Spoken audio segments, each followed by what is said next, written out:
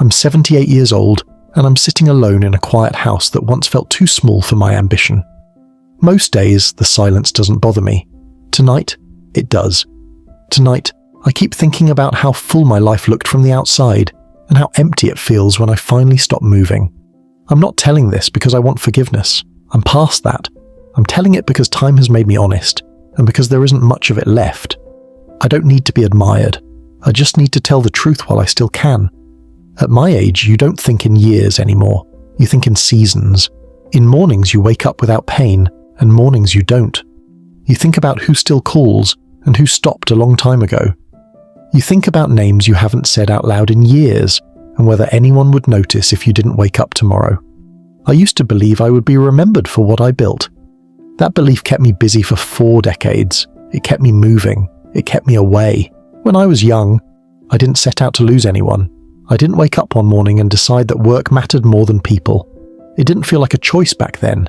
It felt like responsibility, like momentum, like doing what was expected of me. I grew up believing that a man proved his worth by how hard he worked. My father worked himself into an early grave. Nobody called it that. They said he was dedicated. They said he provided. They said we were lucky. I absorbed all of that without questioning it. So when I finished school and found a job that paid decently, I leaned into it. When that job turned into a career, I leaned harder. Promotions came, longer hours came, titles came. I told myself this was the point. This was what all the effort was for.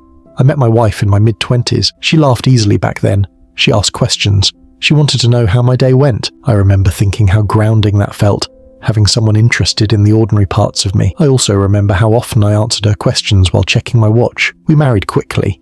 Not because we were careless, but because life felt like it was moving fast and we didn't want to be left behind. We talked about the future in broad strokes. A house, children, stability. I promised her I would take care of things. I meant it. When our first child was born, I took a few days off work. I held him awkwardly. I felt pride and fear and a strange pressure in my chest that I didn't have words for. Then my phone rang. There was a project that needed attention. I told myself I'd make it up later. Later became a pattern. I was there, but not fully. I came home tired. I ate quickly. I listened with half my mind. I said things like, after this quarter, and once this settles down. My wife learned to stop asking when I'd be free. My children learned not to wait. I didn't notice the shift as it happened. That's the dangerous part. Nothing breaks all at once. It wears down, quietly. You don't hear it until it's already gone. There were birthdays I missed because of meetings that could have been emails. School plays I skipped because I told myself the next one would matter more. Conversations I postponed because I assumed the people would still be there when I circled back. I thought I was building something solid. I didn't realize I was eroding something fragile. My wife stopped telling me about her day. She stopped leaving notes in my lunch. When I asked if something was wrong, she said she was just tired. I believed her because it was easier than asking again. My kids grew older. They stopped asking me to help with homework. They stopped looking for me in the crowd. I told myself that was normal, that independence was healthy. I didn't ask whether it was earned or forced. Work rewarded me. That was the cruel part. The more I gave it, the more it gave back. Raises, recognition, a sense of being needed. At home, things felt messy and emotional. At work, things made sense. There were clear goals, clear outcomes, applause you could measure. So I stayed late. I travelled often. I missed dinners. I missed arguments. I missed the small, ordinary moments that don't feel important until they're all you want back. I remember one night coming home after my kids were already asleep. My wife was sitting at the kitchen table. The light was off. She didn't turn it on when I walked in. She asked me if this was what the rest of our lives would look like. I told her it was temporary. I told her we were close to something big. I told her I was doing this for us. She nodded. She didn't argue. That should have scared me. It didn't. Years passed like that.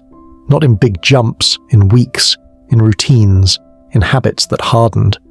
I became a stranger in my own house, and I didn't notice because nobody made a scene about it. The turning point didn't come with shouting or slammed doors. It came with a phone call.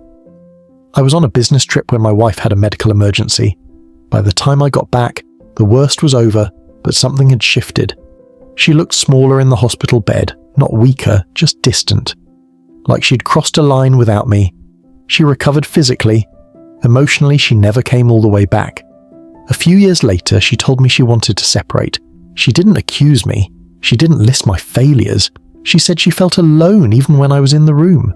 She said she didn't recognize herself anymore. She said she had waited as long as she could. I didn't fight her. Not because I didn't care, but because I didn't know how. I'd spent decades practicing absence. Presence didn't come naturally anymore. My children were grown by then.